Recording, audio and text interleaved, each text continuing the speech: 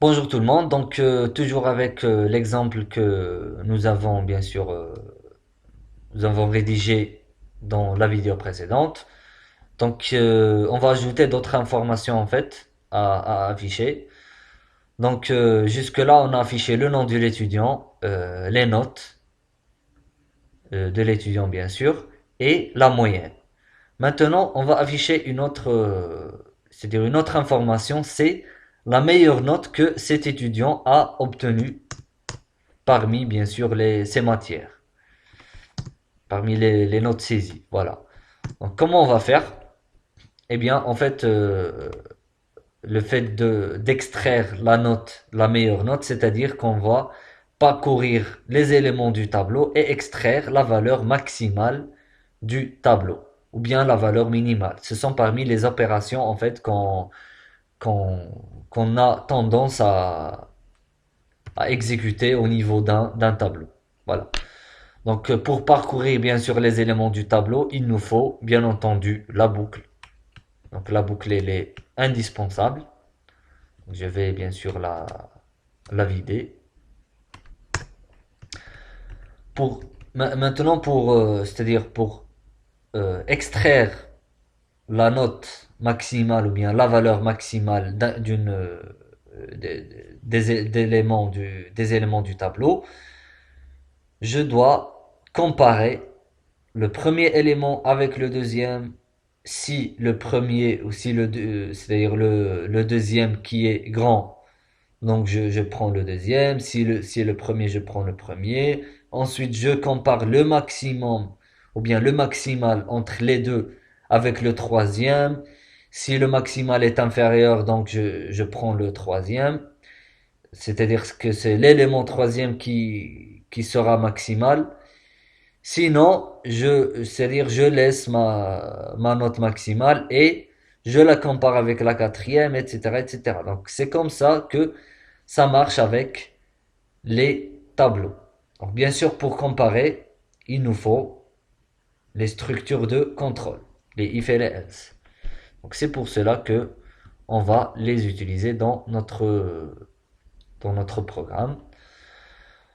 Donc je vais initialiser en fait ma valeur maximale. Je vais bien sûr déclarer une valeur maximale et je vais l'initialiser par le premier élément du tableau qui est nombre ou bien qui est tab note pardon note de 0. C'est le premier élément du tableau. En disant que voilà, supposons que la note maximale c'est courante en fait, c'est la première note. Je vais maintenant, puisque bien sûr j'ai déjà alloué l'élément 0 à max, donc j'ai déjà l'élément 0 dans max. Donc pour la boucle, je vais la faire, je vais la commencer avec le deuxième élément qui est indexé par 1.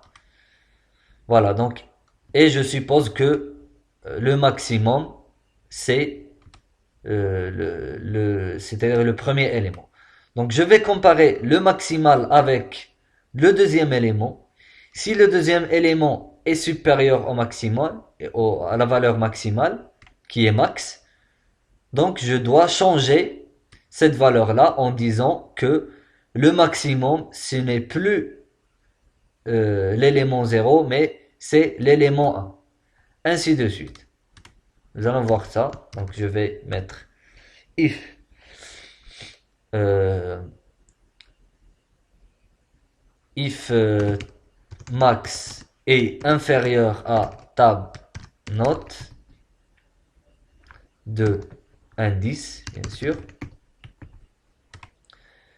Donc si la valeur maximale est inférieure à, c'est-à-dire la valeur maximale courante est inférieure à tab note, etc. Donc qu'est-ce que je dois faire? Je dois changer la valeur de max parce que le maximum, cette valeur-là n'est plus la valeur maximale. Le maximum réside ou bien se trouve dans cette case-là. Donc c'est pour cela que je dois, c'est-à-dire changer en fait là valeur max avec le nouveau élément. Else, il n'y a pas de else, puisque sinon, je laisse max telle qu'elle est. Donc je ne change pas. Si max est supérieur à l'élément, ça veut dire que j'ai toujours cette valeur qui est maximale, etc., etc. Donc j'espère que vous avez compris le principe. Voilà, et avec cette boucle-là, j'obtiens l'élément maximal de cette, ce tableau-là. Ou bien, voilà, ce tableau. Donc, et par conséquent, bien sûr, j'obtiens la note, la meilleure note que cet étudiant a obtenue. Donc maintenant, il suffit de l'afficher. Donc la meilleure note est pourcentage F. F, pardon. Pourcentage F. Tab note. C'est pas tab note, pardon, c'est max. C'est max en fait. Voilà. Donc je pense que c'est bon. Qu'est-ce qui se passe encore? Où j'ai mis une erreur. En fait, ici c'est indice. J'ai un problème avec le S. Ici c'est indice. Voilà. Maintenant le nom de l'étudiant. Le nombre de notes à saisir. Donc je saisis 3 notes. Donc la première note par exemple c'est 12. La deuxième c'est par exemple 15. La troisième c'est 10. Voilà, donc la meilleure note, c'est quelle note? C'est 15, c'est bien sûr la deuxième note. Vous voyez? Je vais maintenant ajouter une nouvelle information avec la note, c'est le numéro de cette note-là.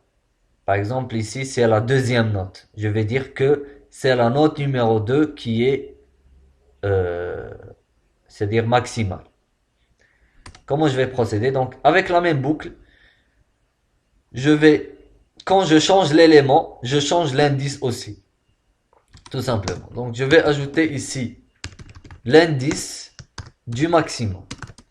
Donc l'indice du maximum courant ici, c'est quoi? C'est 0 bien sûr. C'est cet indice-là. Donc quand je trouve un élément qui est maximum, je donne bien sûr la valeur de cet élément à max et je change aussi l'indice. Donc indice max égale indice. Voilà, donc là maintenant, c'est-à-dire, bon, c'est assez simple ici.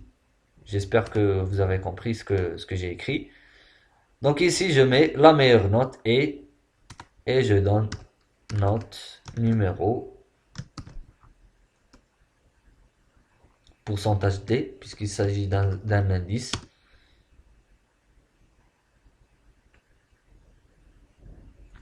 Égale, par exemple, à, voilà. Donc, la première que je vais saisir, c'est indice max, première valeur. Et ensuite, la valeur maximale. Voilà. Et je donne maintenant donc les notes à saisir, donc c'est 15, 12, 17, bon, 14, etc.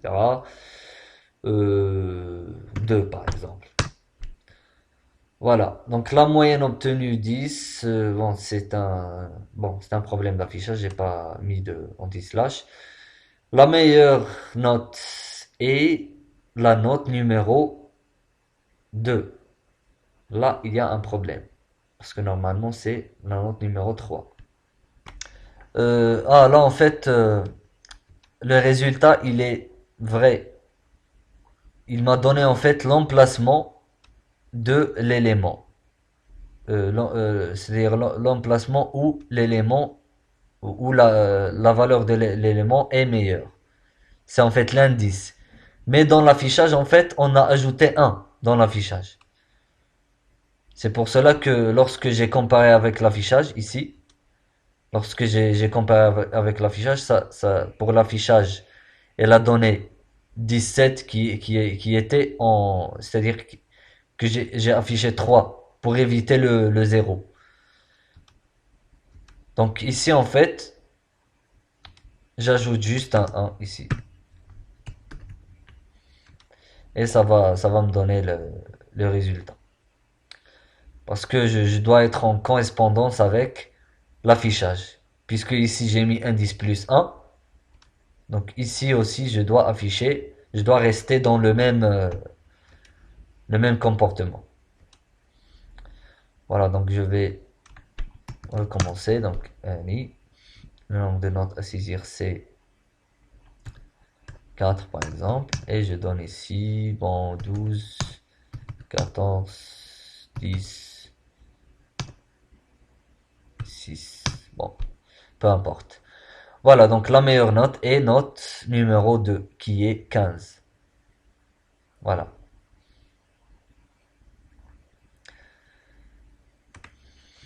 Bon, c'était juste, il fallait ajouter un 1 pour avoir le même résultat que pour comparer avec ce qui a été affiché au niveau c'est-à-dire de l'affichage des notes, de l'indice des notes en fait. Voilà. Euh, donc maintenant, je vais vous montrer en fait une opération très connue au niveau qu'on utilise en fait sur les tableaux, qu'on, c'est-à-dire qu'on applique sur les tableaux. C'est ce qu'on appelle le tri d'un tableau.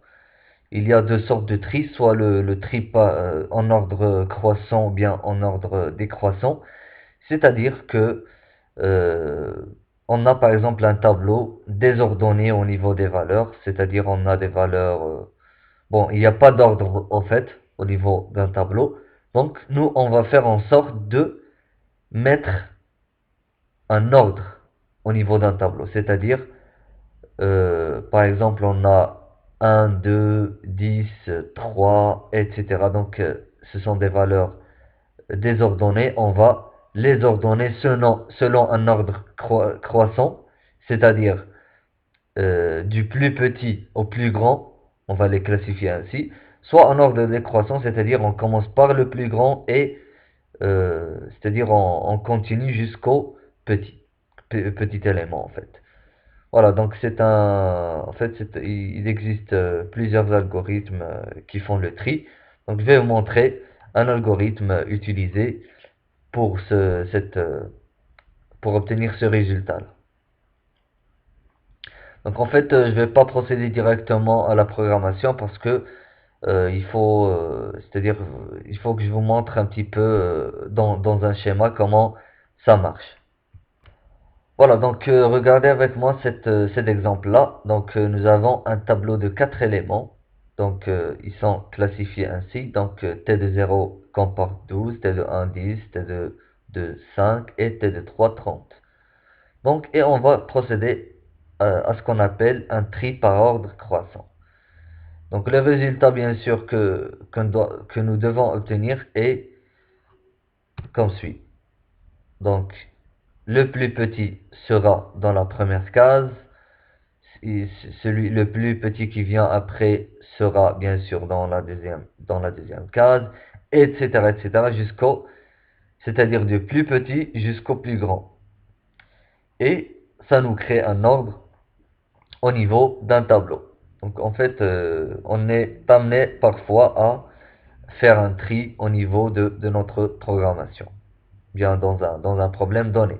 Donc comment on va procéder? Donc, premièrement, on va chercher l'élément le plus inférieur parmi les quatre éléments et le placer premier. Donc nous avons vu en fait comment obtenir la valeur maximale dans un tableau. Nous avons fait ça avec l'exemple des notes, la meilleure note.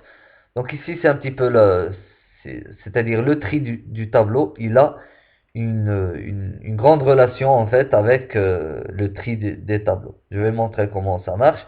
Donc ici, pardon. Donc nous avons cherché auparavant la valeur la plus grande. Maintenant, on va chercher la valeur la plus petite en fait. Et au lieu de l'afficher, comme nous l'avons fait avec la note, nous, on va faire quoi? On va la placer dans la première case, au lieu de l'afficher. Et ainsi de suite. Donc, comment on va procéder? Premièrement, on va comparer la première valeur, qui est 12, avec la deuxième valeur qui suit, qui est 10. Voilà. Donc, est-ce que 12 est supérieur à 10?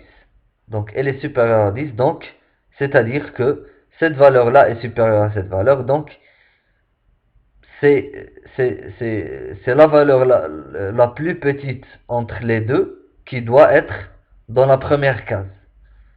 Donc, pour cela, on va faire une permutation. Voilà. Donc, la valeur 10 sera la première, ensuite, la valeur 12 sera la deuxième. Maintenant, on va comparer la première, c'est-à-dire la nouvelle valeur qui se trouve dans la première case avec la troisième valeur cette fois, qui est 5 bien sûr. Et donc, 10 est supérieur à 5, donc il va y avoir une permutation. Donc on va permuter entre le 10 et le 5. Comme suit. Donc, le premier élément maintenant vaut 5, le deuxième vaut 12, le troisième vaut 10 et le quatrième vaut 30.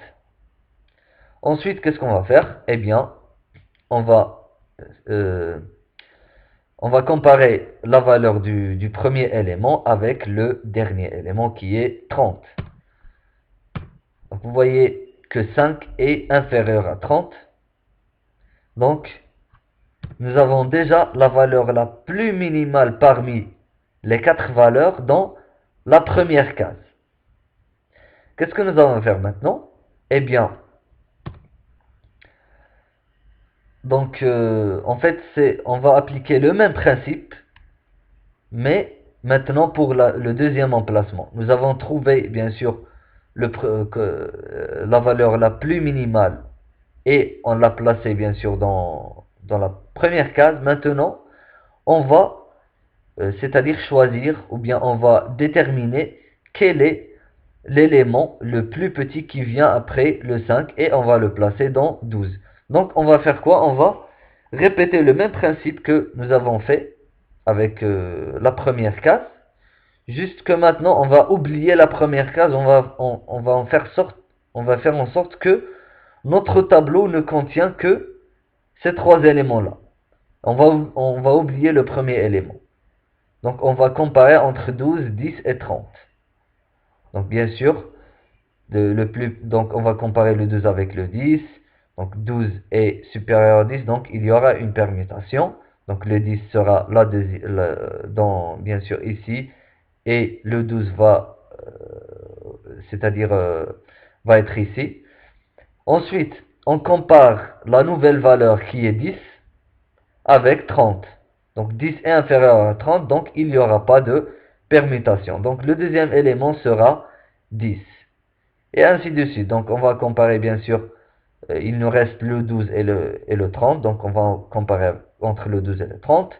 Donc 12 est inférieur à 30, donc le 12 va être ici et le 30 va être ici. Et donc nous obtiendrons le résultat que nous avons vu auparavant. Donc j'espère que vous avez compris le principe. Maintenant, notre problème maintenant dans la programmation, c'est comment permuter. Comment permuter entre les deux cases. Donc la permutation en fait entre les deux cases, c'est la même que la permutation entre deux variables. C'est pour cela que j'ai choisi un exemple simple entre deux variables. Donc supposons qu'on a deux variables a égale à 2 et b égale à 3. Donc comment on va permuter?